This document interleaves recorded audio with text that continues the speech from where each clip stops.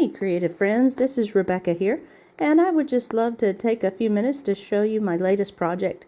It's a fun, just for fun, creative abstract art project, and I just thought it would be very cool to show you kind of my inspiration from start to finish. I love to help inspire you to create things, and so this particular item is just a very whimsical, just for fun, made out of cardboard with some really inexpensive lights in it, and it turned out really nice. So I just will take some time here to show you.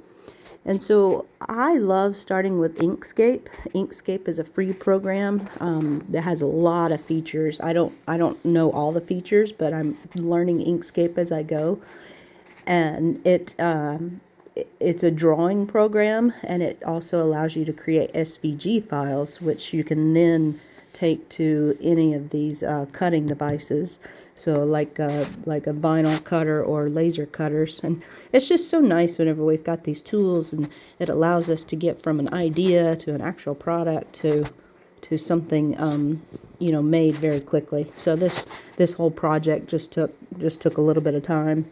But here on the screen, I've been showing you just kind of where it all started. It was in Inkscape, and there's this tool they call the star tool that allows you to draw stars. You can literally just click and drag, and it'll draw a star. But across the top here, what I've been showing is there's all these different options that you can change to adjust the star. So you can tell it how many points you want on your star, and each of those points you can tell it how rounded you want them to be. You can randomize it, so if you don't want all of your star points the equidistant around, you can play with it, and you can get some really interesting shapes with these percentages here that allow you to go up and down.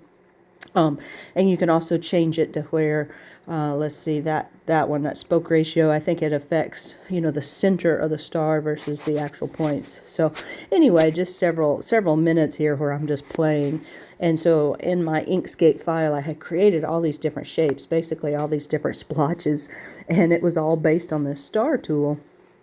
And again, these settings can get really crazy. And just a minute here, I do that button all the way off on the right, which will reset the values back to where you can get to your normal star shape, because those are lots of different values there to play with. And so that star tool is very cool in Inkscape. And here I think, yeah, here's where I click on that button to just reset them, and then just to show you that icon is just literally the star tool. So yeah, so that takes it back to the default settings. That gives you just a normal star. But as you can see on the screen, I had lots of different shapes. And so what I did is I kind of looked at each of those shapes, I kind of rotated them, and then I found two that I liked. And so I took those two to a separate Inkscape file and kind of adjusted the sizes a little bit, and drew a rectangle so that I could cut those shapes in half where I wanted to. So in Inkscape, you select both shapes and then do the difference. So that left me with these two shapes. And then since I'm using an X-Tool laser machine, I went to the X-Tool creative space, and then from there you can go in and adjust the sizes the way you want these shapes. And so I cut them out in just paper first, and I just picked some default settings for cutting the paper, and that way you can take a look at these shapes and sizes and put it next to the lights and make sure that it's the correct shape and size that you want. So here the very first time I cut, again, I did just pick some random settings, and it cut pretty well. There was a few places where it did not cut very sharp, but that was okay since this is just my prototype in paper, and you can see a little bit of jagged edge there. So that was not quite enough power to cut through this cardstock paper. But the shapes are going to work out perfect. So here it is with my lights kind of laid out to see how this is going to work. But then this front shape was too small because I wanted that front shape to cover up the whole battery pack. And so I went back into my X-Tool creative space And the big shape was fine, so make sure you just hide it so it doesn't try to recut it. And then the small shape I was able to resize, and this new piece that I've cut is larger, and it's going to work out perfect. So now that I've got the dimensions that I wanted, and I will then cut it out of cardboard. Now, of course, you could cut this out of more permanent materials, but probably a lot of you out there are like me and you tend to hoard really nice sheets of cardboard. And so I grabbed a nice big clean sheet and cut it out of cardboard. I'm going to end up cutting out 4 pieces so that I can have a front and a back, and that way the wires of the light strip are hid pretty well. And I had some just, again, some random settings, and I ended up cutting it 3 times, so be very careful whenever you go in to check it.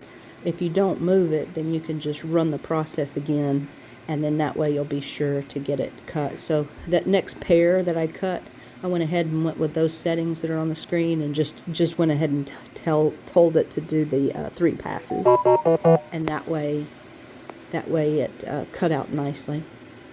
Alright, and then I'm just using some double-sided sticky tape. Probably not the best to hold this, but it's what I had on hand, and so this double-sided sticky tape works pretty well. And I put down several layers of that, or several strips of that, to hold the light wires in place where I wanted them, and then ended up using some scrap cardboard there to sandwich in between and put it all together. So it ended up, again, 2 layers of the big piece behind with the wire in between, and 2 layers of the smaller piece with the wires in between, and the battery pack is sandwiched in the middle, and all of that is kind of glued together with the strips. And of course a hot glue gun could be used too. And here's the lights turned on in the daytime, and then at night they look fantastic. So here's a few photos. So I think this turned out pretty well, and it's definitely unique. So thanks so much for watching. I will share the design file down below in the description so you can make one or just have fun with it, and then also some affiliate links. So thanks again for watching, and see you next time.